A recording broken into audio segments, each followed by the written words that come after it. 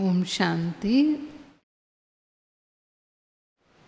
संस्कृत में एक श्लोक है, अयम निज परो वेति गणना लघु चेतसाम उदार चरिता नाम तु वसुधैव कुटुंबकम। ये मेरा है, ये तेरा है, ये गणना लघु चेतना वाले करते हैं, लेकिन जो उदार चरित हैं उनके लिए तो ये पूरी वसुधा एक परिवार है। तो भारतीय संस्कृति में प्राचीन काल से ही हम वसुधैव कुटुंबकम की भावना को सुनते रहे हैं, मानते भी रहे हैं। और उसका कारण भी रहा कि आदि काल में सतयुग के समय जब भारत स्वर्ग था, भारत ही विश्व था,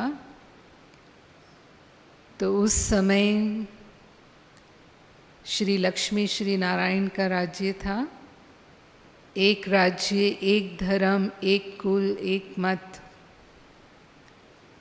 एकता थी। और श्री लक्ष्मी श्री नारायण अपनी प्रजा की पालना परिवार की तरह करते थे। सभी में आपस में बहुत स्नेह सम्मान की भावना थी, और वो भी निस्वार्थ स्नेह था, क्योंकि सभी सर्व प्राप्ति संपन्न थे। और ऐसा 2 युगों तक चला, त्रेता युग तक। 2500 साल के बाद फिर संसार में दूसरे धर्मों की स्थापना शुरू हुई, और तब अनेकता प्रारंभ हुई।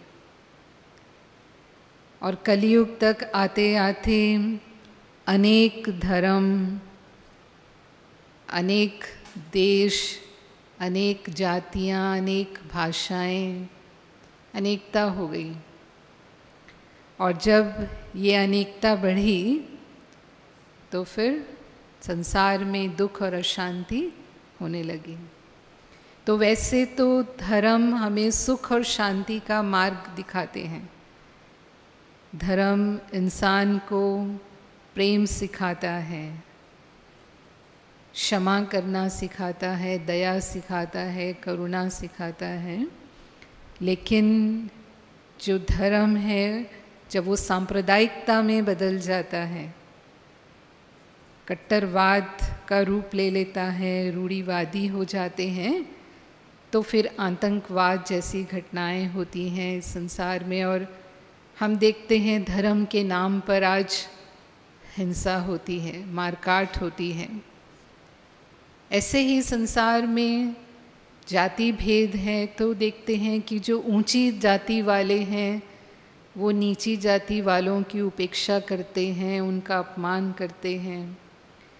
रंग भेद है, तो देखते हैं कि जो गोरे लोग हैं वो काले लोगों से नफरत करते हैं। और आज भी अमेरिका में वर्तमान समय में जो काले हैं वो आंदोलन कर रहे हैं अपने अधिकारों के लिए, और उसके कारण कितने ही लोग हिंसा का शिकार हुए हैं। दास प्रथा चली अमेरिका में, जिसमें गोरे लोग काले लोगों को अपना गुलाम बना कर रखते थे। और फिर लिंकन के प्रयासों से वो दास प्रथा का अंत हुआ। आज जो भाषा भेद है, तो हम देखते हैं जो अंग्रेजी जानने वाले हैं वो अन्य भाषाओं को जानने वालों से अपने आप को श्रेष्ठ समझते हैं। तो ये जितनी अनेकताएं बढ़ी हैं इस संसार के अंदर, उतना ही दुख अशांति चरम होती गई।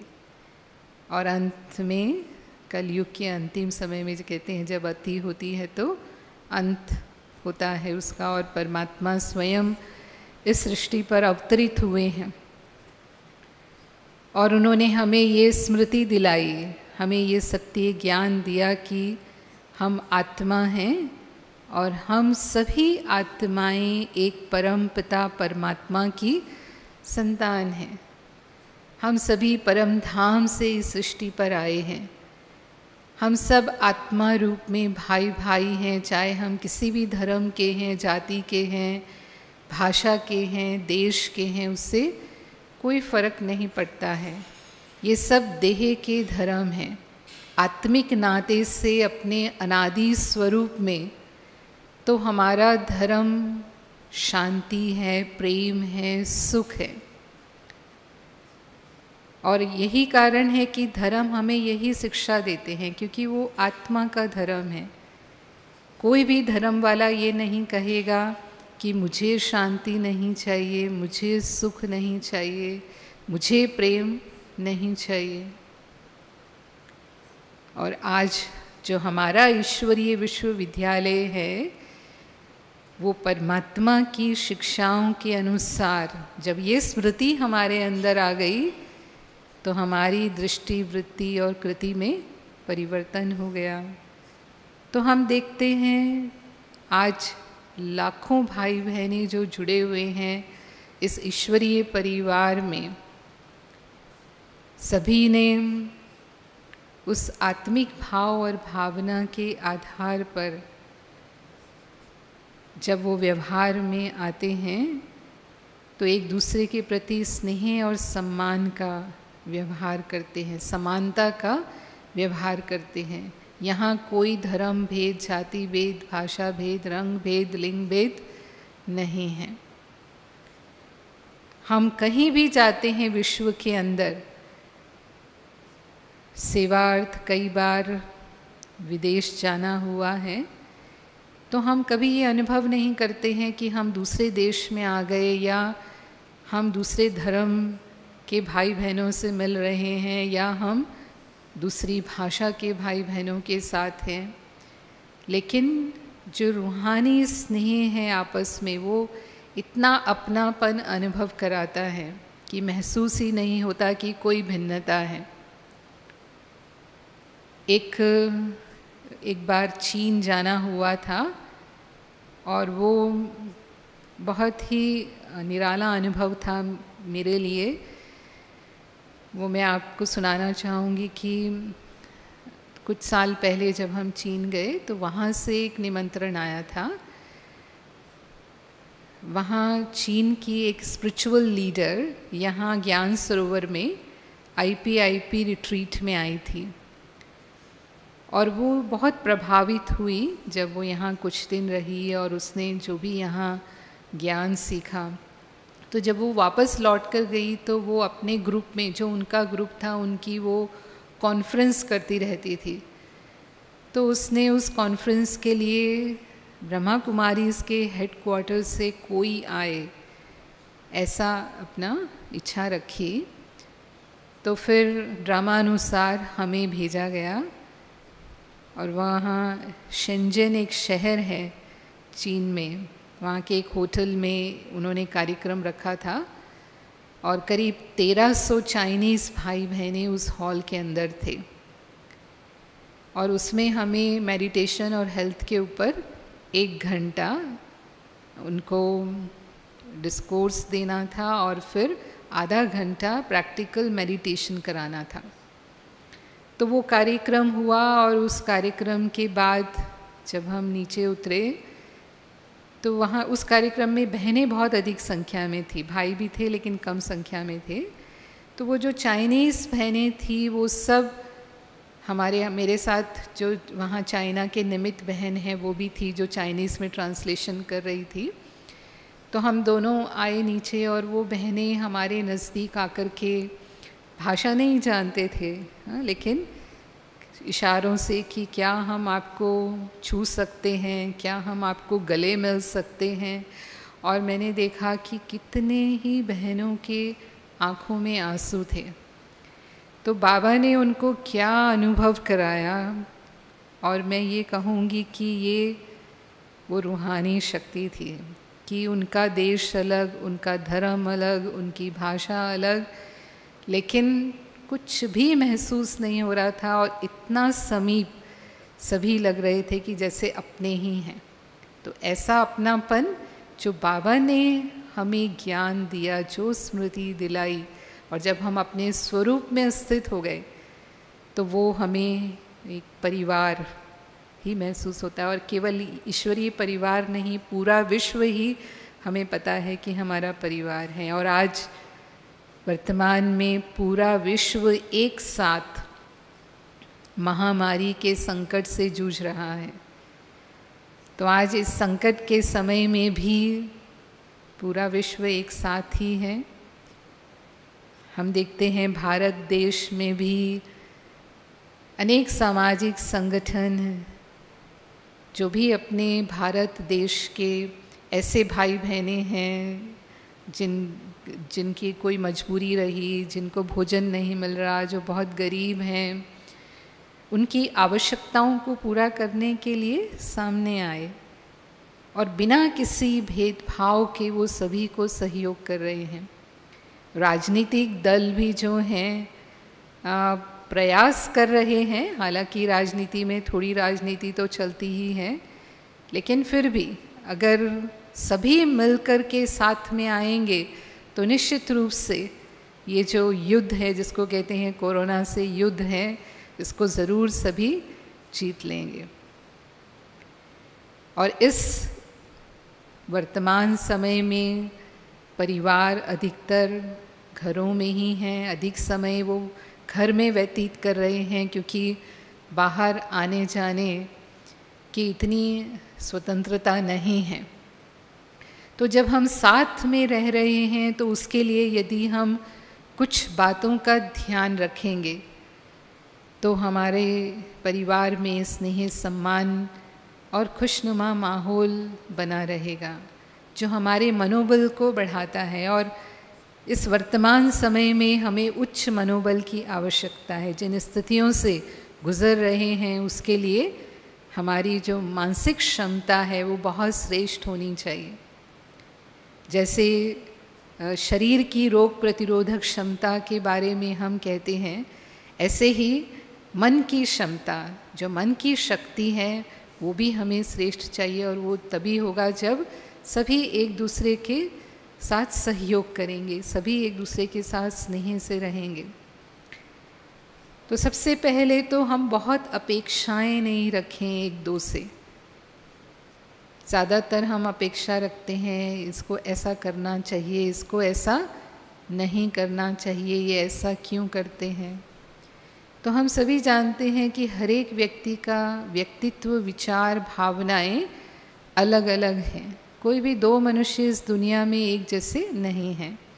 जैसा हम सोचते हैं ज़रूरी नहीं है कि दूसरे भी वैसा ही सोचते हैं, उनकी सोच हमसे अलग हो सकती है। तो हम उनको भी समझने की कोशिश करें, हम दें, हमारा जो भाव हो कि वो हमारे लिए करें, उसकी बजाय हम इनके लिए क्या कर सकते हैं। मुझे देना है, मुझे प्रेम देना है, मुझे सुख देना है, मुझे सहयोग देना है।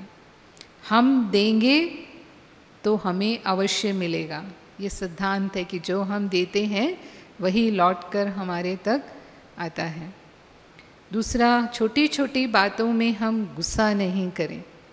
किसी ने मेरी बात नहीं मानी, किसी ने गलती कर दी, या कोई भी और ऐसी बात कि कोई उपेक्षा कर देते हैं, कोई अपमान कर देते हैं, तो हम शांति बनाए रखें, शांत रहें।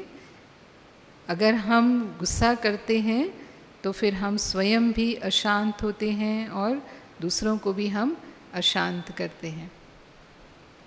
कोई दूसरे हमारे ऊपर गुस्सा करते हैं तो भी हम शांत रह जाएं। अगर हम सहन कर लेते हैं तो सहन करना कोई कमज़ोरी नहीं है, सहन करना वास्तव में शक्ति है। कई बार समझते हैं कि यदि हम सहन करेंगे तो हमें ही गलत समझ लिया जाएगा और हो सकता है कि फिर हमारे को उसका परिणाम भुगतना पड़े। लेकिन सहन करना सदा ही भविष्य अच्छे परिणाम देता है। एक छोटी सी घटना सुनाना चाहूँगी मैं कि एक परिवार में सास बहू जैसे होते हैं घर परिवारों में, तो वो जो सास थी वो अपनी बहू की हर छोटी छोटी गलती निकाल करके उसको कहती रहती थी, और काफ़ी कई बार मतलब उनकी बात बढ़ जाती थी, लेकिन जो बहू थी वो बहुत शांत स्वभाव की थी और वो चुपचाप सुनती थी।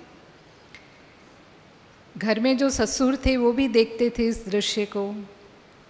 तो एक बार तो जो सास थी वो इतना अधिक बोल रही थी कि आखिर ससुर ने हस्तक्षेप किया उसमें कि क्यों आप इतना बोल रही हो, वो बेचारी तो अपना मुंह भी नहीं खोल रही है, चुपचाप सुन रही है, सुनती ही रहती है।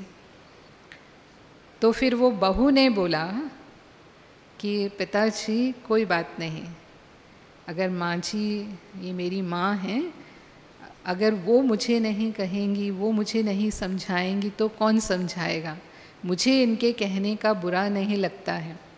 और जब सास ने ये शब्द सुने अपनी बहू से तो तुरंत उसका मन और उसकी जो भावना थी अपनी बहू के प्रति वो बदल गई, और आगे के लिए उसका व्यवहार भी उसके प्रति बदल गया।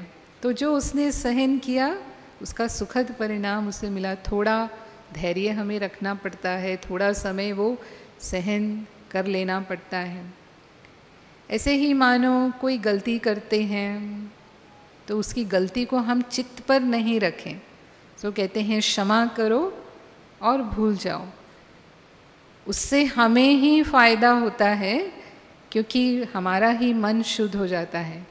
अगर हम अपने चित्त पर किसी की गलतियों को रखते हैं तो हमारी जो नेगेटिव फीलिंग्स हैं उस आत्मा के प्रति, वो हमारे मन को भी कमज़ोर बनाती हैं और हमारे स्वास्थ्य पर भी बुरा असर डालती हैं। और मानो हमसे गलती हो जाती है तो हम माफ़ी मांग लें। कभी भी छोटी छोटी बातों को हम बड़ा नहीं करें, बड़ी बातों को छोटा करना सीखें। जैसे बाबा कहता है फुल स्टॉप लगा दो, नहीं तो हर बात में कल्याण है। जो भी हो रहा है, अगर कुछ बुरा भी हो रहा है तो उसमें भी कल्याण है। तो बाबा कहता है कल्याण का बिंदु लगा दो। और मानो कोई हमारी ग्लानि करता है, इंसल्ट करता है, तो हम सेंट बन जाएं। सेंट बन जाए माना ध्यान ही नहीं देना है उसकी तरफ। अगर हम ध्यान देंगे तो हमें फीलिंग आएगी। ये भी हमें समझाया है बाबा ने कई बार कि हमारा कोई हिसाब किताब होता है, इसलिए ये स्थिति आपसी संबंधों में कई बार पैदा होती है। तो मम्मा की एक बात याद आती है कि एक बार मम्मा के सामने एक बहन आई और उसने कहा मम्मा इसने मुझे ऐसा ऐसा कहा, मुझे बहुत बुरा लगा। तो मम्मा ने कहा अच्छा तुम्हें बुरा लगा, तो कहाँ बुरा लगा? उसने कहा कि मम्मा मन में बुरा लगा ना। तो मम्मा ने पूछा कि अच्छा तुम्हारे मन में ये बात कहाँ से गई? तो उसने कहा मम्मा कान से गई। तो मम्मा ने कहा कि अगर कोई तूफ़ान आता है तो हम क्या करते हैं, अपने खिड़की दरवाज़े बंद करते हैं ना, ताकि तूफ़ान का जो नुकसान है वो हमारे घर को ना हो। तो तुमने अपने कान बंद क्यों नहीं कर लिए? तो कहने का भाव क्या है कि आपने उनकी बातों पर ध्यान ही क्यों दिया। तो ऐसी बातें जो हमें किसी भी तरह से दुख पहुंचाती हैं, इसलिए बाबा कहता है न दुख दो न दुख लो। तो वो दुख देने वाली बातों पर हमें ध्यान नहीं देना है, यानी हमें दुख नहीं लेना है। अगर कोई सुधारने वाली बात है, हमें लगता है कि सचमुच हमें इस पर ध्यान देने की ज़रूरत है, तो हम भले ध्यान दें, अपने अंदर परिवर्तन लाएं। पर हम कई बार दूसरों को बदलने की कोशिश करते हैं, लेकिन हमें स्वयं को बदलना है, दूसरों को हम नहीं बदल सकते। वो जो हैं जैसे हैं, मानो उनके कोई ऐसे स्वभाव संस्कार हैं जिसके कारण हम तंग होते हैं, तो हम उनको बदल नहीं सकते, तो फिर उन्हें स्वीकार कर लें। ये जो हैं जैसे हैं इनको हम समझ कर चलेंगे, क्योंकि उनके साथ ही हमें रहना है। अगर वो हमारे परिवार के हैं तो उनके साथ ही हमें रहना है, और यदि हम उनके उन संस्कारों से तंग होते रहेंगे तो कौन दुखी होगा, कौन टेंशन में रहेगा, हम ही रहेंगे। तो हम समझ लें कि इनके ये संस्कार हैं और उस अनुसार से अगर हम समझ कर चलते हैं तो फिर हम निश्चिंत हो जाते हैं। और जहाँ हमें परिवर्तन लाना है, अपना परिवर्तन भले हम करें, जो भी मेरी कमियां हैं उन कमियों को हम दूर करें। किसी का भी हमें सामना नहीं करना है, कोशिश करके कभी भी हमें बहस में नहीं पड़ना चाहिए। बदला लेने की भावना ना हो किसी के प्रति, लेकिन मुझे बदलना है। तो इस तरह से आज जो भी स्थितियां हैं संसार की, जो हमने देखा कि धर्म भेद हैं, जाति भेद हैं, भाषा भेद हैं, रंग भेद हैं, तो परमात्मा ने जो ज्ञान दिया है उस ज्ञान के आधार पर इन सब को भुला करके हम एकजुट हो जाते हैं।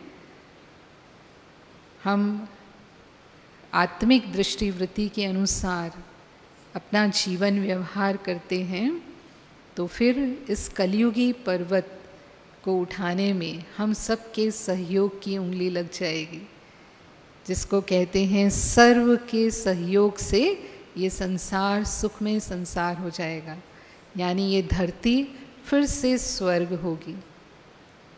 लेकिन हम साथ साथ चलें और उसके लिए आपस में जो स्नेह, सम्मान और समानता का व्यवहार हो एक दूसरे के प्रति, उसे हमें बनाए रखना है।